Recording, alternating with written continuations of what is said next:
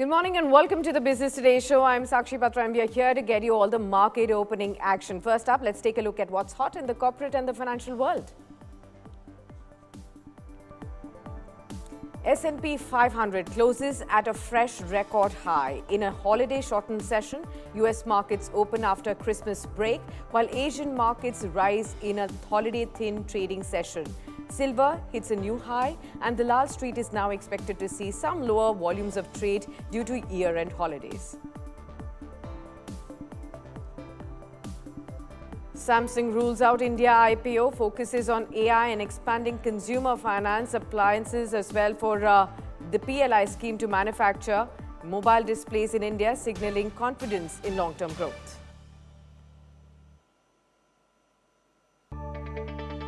Ola Electric secures 367 crores PLI auto incentive for FY25, strengthening its manufacturing scale and push for localization in India's electric vehicle production with the approval from the Ministry of Heavy Industries. Train fares hiked from today. Railway Ministry has announced these new ticket prices with increase of 1 paisa per kilometre for ordinary class beyond 215 kilometres and 2 paisa per kilometre for non-AC and AC mail express services as well. Suburban fares, however, remain unchanged. Adani Group stocks are in focus today as Navi Mumbai International Airport commences operations, easing Mumbai airport congestion. Jefferies issues a buy call on Adani Ports, boosting sentiment in the group stocks.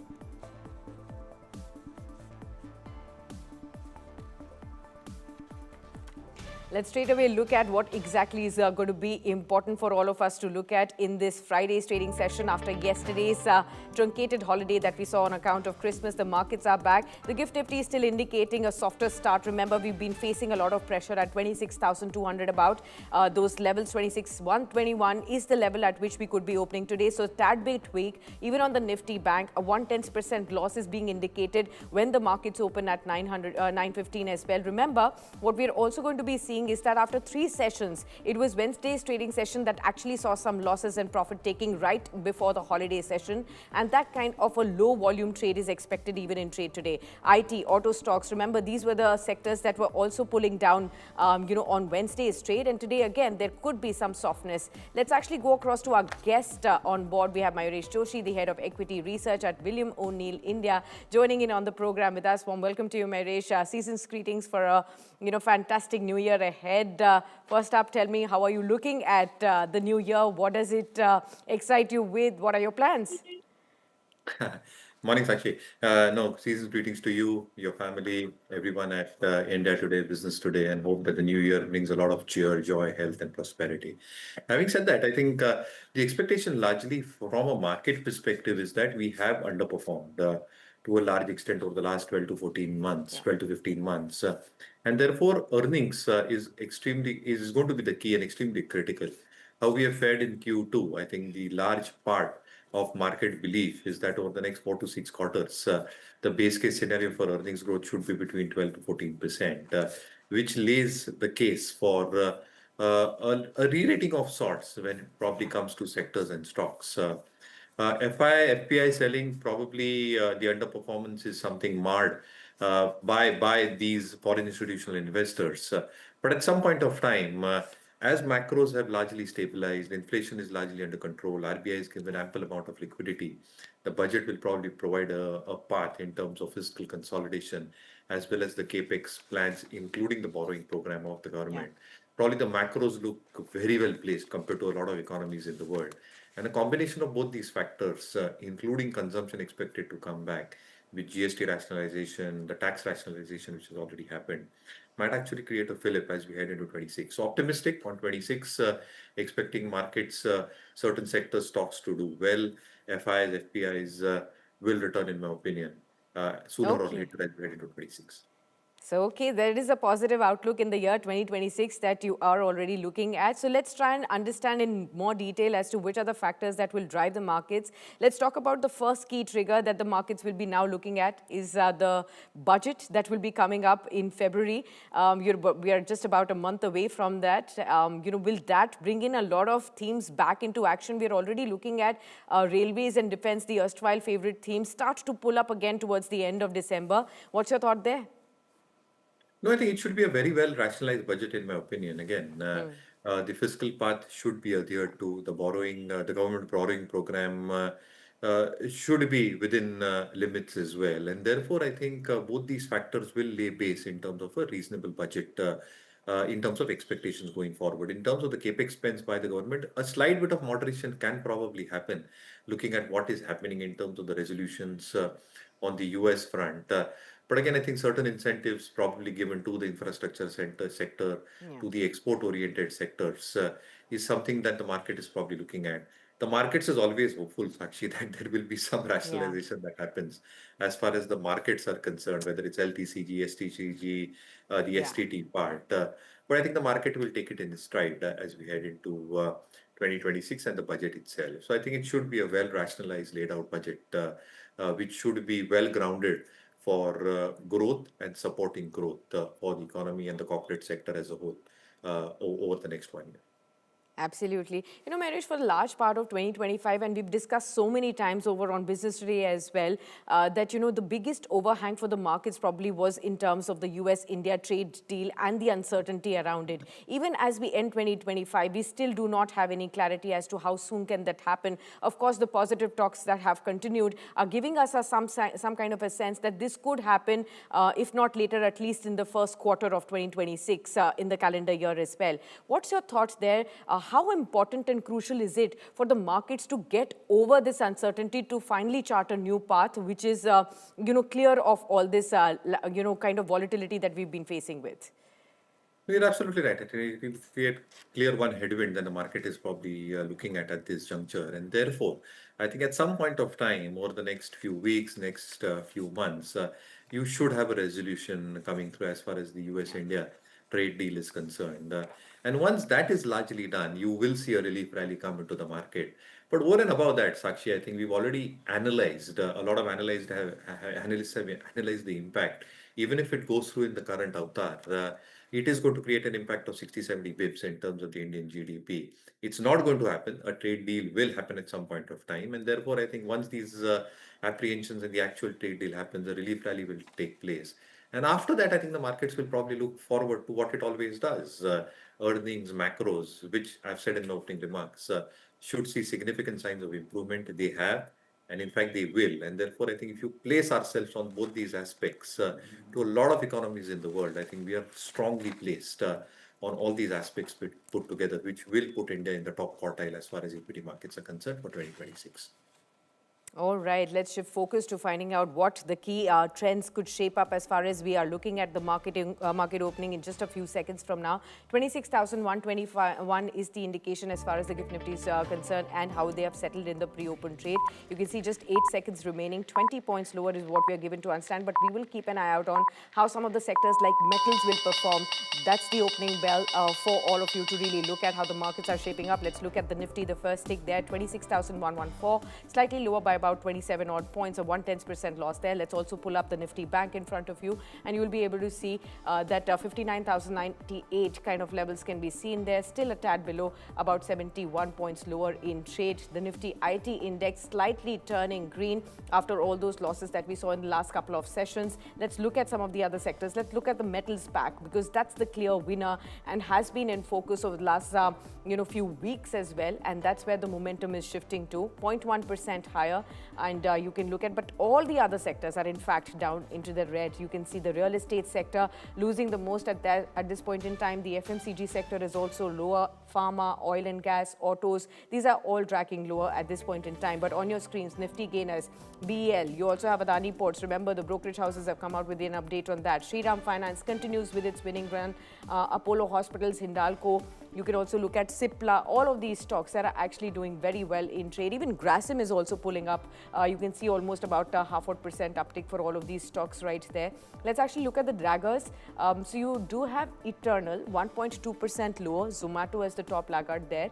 Bajaj Finance, IndusInd Bank. These are all the stocks that are still lower by about 1% in trade, but still holding up at 26,100 odd level. Let's see how this pans out in trade. Mayuresh, how do you see the opening?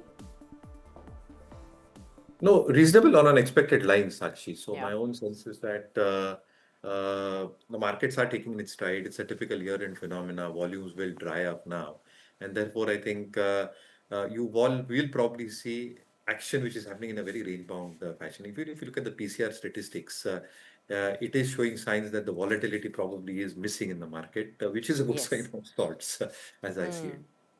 Okay, so let's try and dig a little deeper. You mentioned briefly about the FIIs and how they have been completely absent in 2025. But the big question is what will bring them back, and do we have enough triggers for FIIs to turn their eyes back on the India market? How are you looking at that aspect?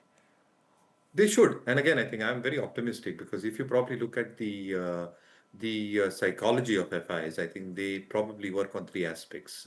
One, the placement of any economy as far as macros are concerned. And as I said, in terms of inflation, in terms of liquidity, in terms of growth dynamics, in terms of what the government policies are charting out, in terms of India's growth going forward over the next few years, the next decade as well. We look very, very strongly placed on all these parameters. The second element will be corporate earnings. With a lot of support from the macro perspective, corporate earnings will take a U-turn. You've already seen Q2 probably play out as far as corporate earnings are concerned, where a lot of positive surprises have come through. And as we head into Q3, Q4, with more GST rationalization effects being more evident, government policies being more evident out of the monsoon season, which means government and private capex coming back strongly, will have a bearing in terms of corporate earnings, which should grow at a decent pace. And as I said, the consensus over the next 2 years or the next 8 quarters is a 12 to 14% corporate earnings growth. The third aspect, obviously, is in terms of global dynamics, which is obviously subjective as we speak. Yeah. And therefore, if you put India, the emerging basket, and then compare it with how global macros are expected to shape out, in a worst case scenario in terms of tariffs and the slowdown in terms of a global economy, I think you will have a minimal effect, but we'll still be better off than large economies and most emerging economies in the globe. And therefore, if you combine all these three factors together, FIs will probably then start looking at markets which will probably outperform in all these three aspects. India will be right there at the top quartile. And therefore, I think the kind of pull out that they've probably done over the last 12 to 15 months, at some point of time, I think in the next few months, in 26, they should return back to the Indian markets. Okay, got that. Let me also just highlight for all our viewers some of the stocks that are looking up at this point in time as far as the Nifty 500 basket is concerned. You see TCI Finance, that's up by 5%. You also have names like Greenply Industries that's doing well at this point. You have a lot of forging related stocks that are doing up, doing very well at this point in time. Madhav Copper is up in trade, Modi Rubber. So all these commodity related stocks, ancillary related stocks are up and about in trade at this point in time. You can also look at Soma Textiles right now. These are the stocks, so very, very small stocks that are actually showing us some volume at this point in time. Let's also pull up some stocks like which have been in news. Vikran Engineering bagging a 459 odd crore rupees order. NMDC that signed an MOU with Colorado School of Mines as well. These are the stocks that you can clearly look at. Royal Orchid Hotels, that's another one that's looking at with a new 101 room upscale property in Gwalior that they have opened up. So tier 2 cities also getting into focus as far as hospitality chains are concerned. From the energy basket, SJVN is in focus. Remember, its arm, the green energy arm, has received 1,000 megawatt Bikaner solar project order as well. So that's another one that's in focus right now. So some of such stocks are actually doing well as far as the news flows are concerned. But let's actually shift focus to the aspect of metals and the precious metals that have so far garnered our strength. Remember Ola Electric, that's the one that has got that PLI that we talked about in the headline. That's reacting positively as well. In fact, let's take one brief view from Mayuresh on Ola, and then we'll go through the metals discussion as well. Mayuresh, how are you looking at Ola Electric at this point, 4% higher? Remember, this has been one stock that has been seen one of the worst, IPO performers, because investors who bet big in the initial few days or in the IPO have seen their value get eroded by half and even further. How are you looking at Ola Electric now that they've got this PLI incentive?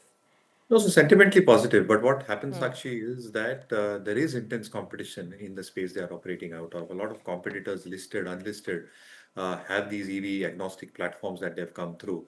Pricing obviously remains a key factor for the segment as a whole. Sales after service remains the other key factor for the sector as a Yeah. whole. And therefore, I think if you map all this and you map all the developments happening with the stock itself, I think there are much better plays in the two-wheeler space, at least at this juncture as we speak. Okay.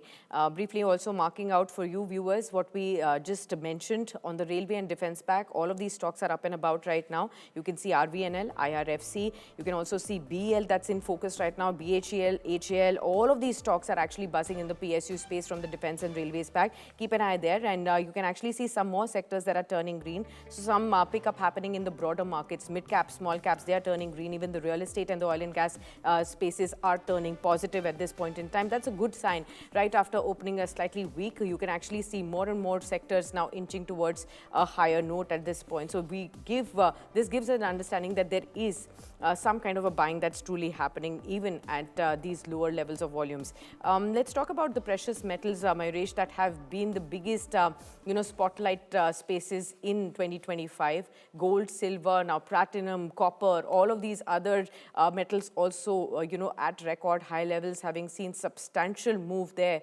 Give us an understanding for the investors as well in the new year 2026. What should they expect? Because right now they're dealing with a space of FOMO. One, from those people who felt that these kind of high levels, skyrocketing levels will not be sustainable. But gold and silver do not fail to surprise us on an everyday basis. Even today, they are at record high levels as well. So how does one really deal with the kind of move that we are seeing there? No, so Sakshi, I think it's always a part and parcel in terms of the core financial planning perspective that it should form a small part of your portfolio. And therefore, I think I've always mandated and mentioned that if you're probably doing a gold or a silver SIP, I think you should continue doing that because it's a perfect hedge in terms of your equity portfolio that you are carrying. And therefore, I think depending on your risk reward, a large part of your balance towards equities, a portion of your balance towards bond or debt securities, and a very small portion towards gold or silver in terms of SIPs should probably continue. I think it diversifies your portfolio and also hedges it to a certain extent. Okay. Mayuresh, also help us understand with your 2026 view in terms of the key themes that will be important for all our viewers to really look at, track very closely. Are you also looking at a basket of stocks that one could look at for an outperformance in the new year? No, so our take is that consumption as a theme should continue doing well. I think you've not even seen the effects because the GST rationalization move happened by the end of September. Yeah. So you'll gradually start seeing the effects in Q3 and a full-blown effect in Q4. So consumption as a basket is something that will continue doing well, in my opinion. So select FMCG stocks, select domestic apparel manufacturing stocks, certain hotel stocks within the consumption basket will continue doing well. Government private capex will come back very, very strongly. The government will also provide impetus to both these sectors, including manufacturing. And therefore, I Yeah. think certain good quality leadership, cement stocks as an example, certain power ancillary or power related stocks as an example, certain manufacturing stocks. So I think this is one theme along with consumption that can do well. And the supportive theme will be certain stocks within the BFSI space, very, very selective. Some PSU banks, some NBFCs can actually do well as we speak. So I think these sectors, in my Sure. opinion, can outperform in terms of earnings, in terms of government initiatives, and in terms of expectations of macros holding up, actually mirroring down in terms of their micros actually Got that. improving over the next few quarters. So, Mayuresh, you talked about consumption. How are you looking at the forms of consumption that everybody is banking big on right now? The new age stocks within the consumption basket, the quick commerce companies, these are the stocks that have been a favorite space for investors to track all through 2025. How will they perform in the new year? So I think it's a catch-22 here, Sakshi. I think they will do well because I think this is one theme that is going to pick up substantially over the next few years. But the risk factors that emanate from this theme is also that there are no entry barriers. The second perspective is that competition and technology is changing very, very fast, dynamically as well as we speak. And therefore, I think which new companies come out with what technology, at what optimization, I think all that will depend in terms of how the ecosystem probably performs. And therefore, I think Sure. we are monitoring that. Obviously, certain stocks within this spaces should continue doing well, driving that momentum. And therefore, you have to play these themes in terms of a strategic positioning. I think you have to play these themes and you have to keep a constant watch. I think if trends are evolving for those themes that you probably own in terms of competition, pricing, etc., Yeah. we probably need to then move on to the next theme within this. But I think this is one theme that will evolve substantially over the next few years. Fantastic, Mayuresh. Thank you so much for your time on India Today as well as on Business Today television as well. Always appreciate your time with us, and Happy New Year in advance. And of course, we'll be catching up into the new year with all those themes that you just marked out in detail. With that, it's a wrap on the Business Today show, the morning up opening show as well this morning. But see you again at 3 p.m. for the market closing action as well. So don't forget to tune in at that time as well.